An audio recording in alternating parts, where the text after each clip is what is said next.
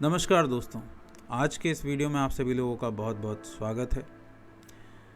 आज जो कहानी मैं आपको सुनाने जा रहा हूँ, अगर ये आपको समझ में आ गई तो आपको जीवन जीने की कला भी समझ में आ जाएगी। ऐसी कला जिसमें दुख ना होगा, जिसमें संताप ना होगा, जिसमें पीड़ा ना होगी।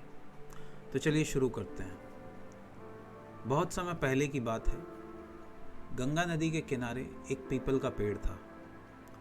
पहाड़ों से उतरती गंगा पूरे वेग से बह रही थी कि अचानक पेड़ से दो पत्ते नदी में आ गिरे। एक पत्ता आड़ा गिरा और एक सीधा।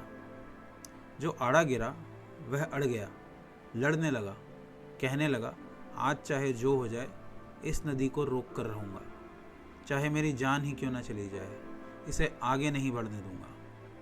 वह ज़ोर ज़ोर से चिल्लाने लगा, रुक जा गंगा, अब तू और आगे नहीं बढ़ सकती, मैं तुझे यहीं रोक दूंगा। पर नदी तो बढ़ती जा रही थी। उसे तो पता भी न था कि कोई पत्ता उसे रोकने की कोशिश कर रहा है। पर पत्ते की तो जान पर बनाई थी। वो लगातार संघर्ष कर रहा था। नहीं जानता था कि बिना लड़े भी वहीं पहुंचेगा जहां लड़कर थक कर हार कर पहुंचेगा। पर अब और तब के बीच का समय उसकी पीड़ा का, उसके संताप का काल बन जाएगा। वहीं दूसरा पत्ता जो सीधा गिरा था, वह तो नदी के प्रवाह के साथ ही बड़े मज़े से बहता चला जा रहा था। चल गंगा, आज मैं तुझे तेरे गंतव्य तक पहुंचा के ही दम लूँगा।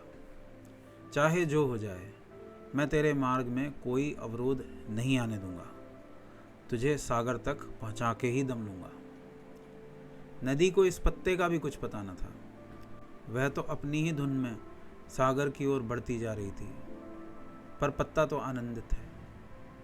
वह तो यही समझ रहा है कि वही नदी के साथ, वह तो यही समझ रहा है कि वह नदी को अपने साथ बहाए ले जा रहा है। आड़े पत्ते की तरह सीधा पत्ता भी नहीं जानता कि चाहे वो नदी का साथ दे या ना दे, वह वहीं पहुंचेगा जहां उसे पहुंचना है। पर अब और तब के बीच का समय उसके सुख का, उसके आनंद का काल बन जाएगा। जो पत्ता नदी से लड़ रहा है, उसे रोक रहा है, उसकी जीत का कोई संभव उपाय नहीं है। उसकी जीत किसी भी तरह संभव नहीं है। और जो पत्ता नदी के साथ बहा जा रहा है, उसकी हार का कोई उपाय नहीं है। व्यक्ति ब्रह्म की इच्छा के अतिरिक्त कुछ भी नहीं कर पाता है, लेकिन लड़ सकता है। इतनी स्वतंत्रता है।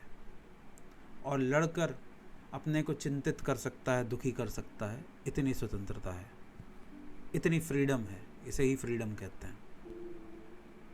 इस फ्रीडम का प्रयोग आप सर्वशक्तिमान की इच्छा से लड़ने में कर सकते हैं।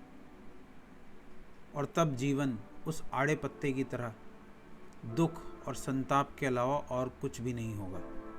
या फिर आप उस फ्रीडम को ईश्वर के प्रति समर्पण बना सकते हैं और सीधे पत्ते की तरह आनंद विभोर हो सकते हैं।